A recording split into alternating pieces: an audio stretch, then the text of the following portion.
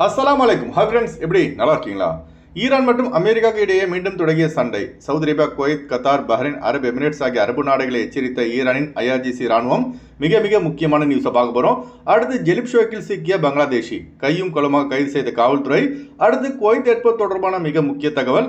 அடுத்து பார்சலை கொண்டு வரும் வெளிநாட்டவர்கள் அதிக எச்சரிக்கை. இப்படி பல முக்கியமான தகவல் இந்த வீடியோவில் இருக்கு. வீடியோ ஃபுல்லாக பாருங்க. உங்கள் நண்பர்கள் அனைவருக்கும் கட்டாயமாக இந்த வீடியோ ஷேர் செய்யுங்க.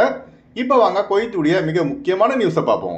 ஈரானின் ஐஆர்ஜிசி ராணுவ படை ஹர்முஸ் கடல்வழி பாதையை கடந்து வந்த சிங்கப்பூர் நாட்டின் வணிக கப்பலை தாக்கியதை தொடர்ந்து ஈரானின் ஏவுகணை சேமிப்பு இடங்கள், ட்ரோன் சேமிப்பு இடங்கள் மற்றும் ஈரானின் ரேடார்களை குறிவைத்து பதிலடி கொடுக்கப்பட்டுள்ளதாக அமெரிக்க ராணுவம் தெரிவித்துள்ளது. சீஸ்ஃபயரில் இருக்கும் போதே ஈரானின் இத்தகைய செயல் மிகவும் கண்டிக்கத்தக்கது என அமெரிக்க அதிபர் டொனால்ட் ட்ரம்ப் தெரிவித்துள்ளார். அமெரிக்காவின் பதிவுக்கு ஈரான் தற்போது என்ன மாதிரியான எச்சரிக்கை விடுத்திருக்காங்கன்னா, ஈரான் மீது தாக்குதல் நடத்துவதற்கு வளைகுடா நாடுகளான Saudi Arabia, Kuwait, Bahrain, Qatar, அரபு எமிரேட்ஸ் ஆகிய அரபு நாடுகளில் உள்ள அமெரிக்காவின் ராணுவ தளங்களை பயன்படுத்தி அமெரிக்கா எங்கள் மீது தாக்குதலை தொடர்ந்தால் நாங்களும் பதிலுக்கு சவுதி அரேபியா, குவைத், கத்தாரில் உள்ள அமெரிக்க ராணுவ தளங்களை தாக்குவோம் என ஈரான் ராணுவம் எச்சரித்துள்ளது. ஈரான் மற்றும் அமெரிக்கா சண்டை முடிந்து விட்டதுன்னு பார்த்தா முடிகிற மாதிரி தெரியலைங்க.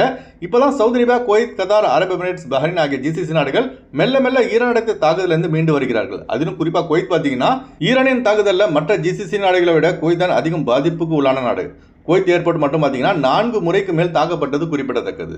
இப்போ குவைத் ஏர்போர்ட்ல இருந்து பார்த்தீங்கன்னா டெர்மினல் 4, டெர்மினல் 5 மட்டும் தான் விமான போக்குவரத்துக்காக திறக்கப்பட்டு செயல்பட்டு வருகிறது. அதனால குவைத்திலிருந்து இந்தியா, ஸ்ரீலங்கா செல்பவர்கள், ரிட்டர்ன் வருபவர்கள் T4, T5 ஆகிய டெர்மினல் இருந்து புறப்படும் விமானங்களை மட்டுமே ஃபிளைட் டிக்கெட் புக் செய்யுங்க.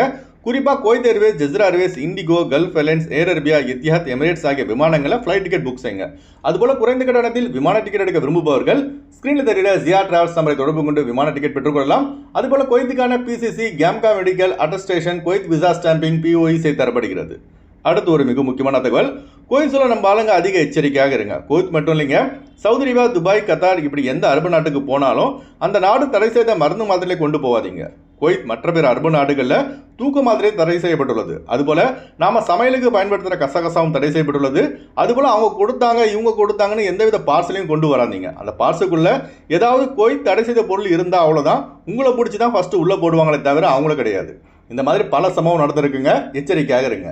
அறப்பத்திரிகையில் வெளியான ஆதத்தின்படி ஒரு பங்களாதேஷ் நாட்டை சேர்ந்த குடிமகனை குவைத்தின் கஸ்டம்ஸ் டிபார்ட்மெண்ட் கைது செய்து விசாரித்து வருகிறது. இந்த பங்களாதேஷ் என்ன செஞ்சிருக்காருன்னா, ஏஷியன் நாட்டிலிருந்து இந்த ஆளுக்கு 80 பேப்பர்கள் பார்சலில் வந்திருக்கு. அதாவது இந்த பேப்பரில் குவைத் தடை செய்த ரசாயன பொருட்கள் தடவப்பட்டிருக்கு. இதை கண்டுபிடித்து கஸ்டம்ஸ் டிபார்ட்மெண்ட் லாபமாக இந்த கார்கோ பார்சலை பெற வந்த பங்களாதேஷை மறைந்திருந்து கைது செய்துள்ளது.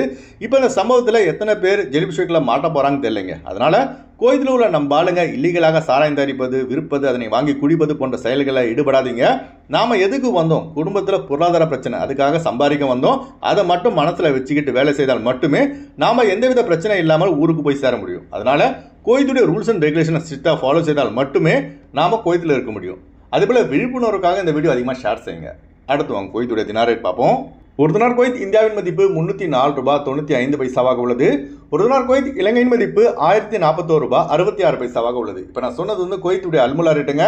அடுத்து குவைத்துடைய கோல்ட் ரேட் பார்ப்போம்.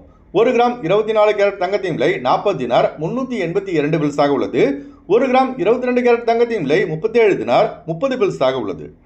அடுத்து நம்ம சப்ஸ்கிரைபர் அடிக்கடி கேட்கக்கூடிய கேள்விங்க, அதாவது குவைத்திலேருந்து மற்ற பிற வெளிநாடுகள்லேருந்து இந்தியா வரும்போது எவ்வளோ கோல்டு கொண்டு வரலாம் சொல்லிட்டு.